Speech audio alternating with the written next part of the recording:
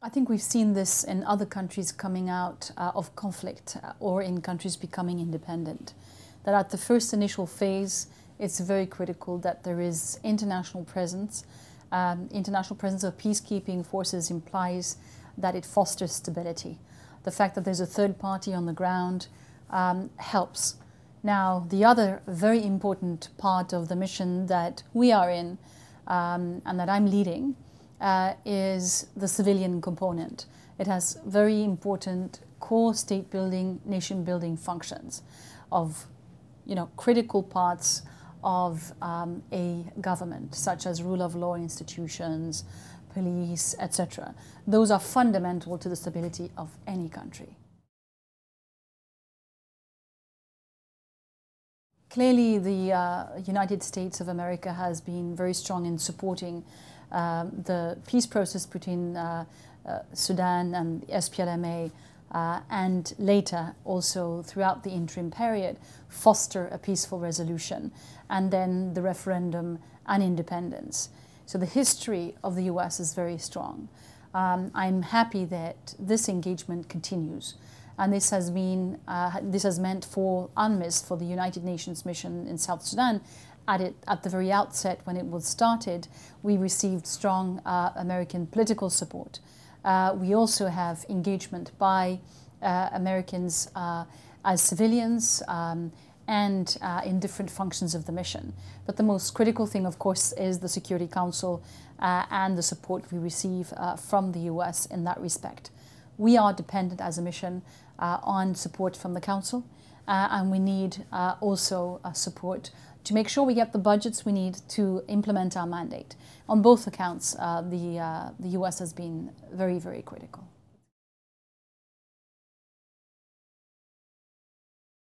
We see very often that women have been the backbone of society during years of civil war. In the case of South Sudan, that was certainly the case. Women were the backbone of the communities throughout South Sudan when the war was raging. The men were very often away, and the women had to carry the burden of taking care of the society and the communities. Now, in post-conflict and post-independent South Sudan, it's very critical that women are also are empowered to take leading positions. Clearly, to be able to foster that empowerment, we also need to have women in key positions in the peacekeeping mission, and also have strong gender components that can help us foster that type of support. Furthermore, we know that also issues such as sexual and gender-based violence are critical. We are the first mission that have a strong mandate and are piloting a monitoring and reporting framework under the Security Council resolution. This is 1960, to monitor and report on conflict-related sexual violence and to support efforts to combat sexual and gender-based violence. For us to be able to implement that, we have women protection advisors in the mission. They are the first of its kind, and they are working now together with a number of other counterparts and the UN country team, UN Women, UNFPA, and other agencies to try to protect women against these violations. Well, the role of the mission, of course, is very broad.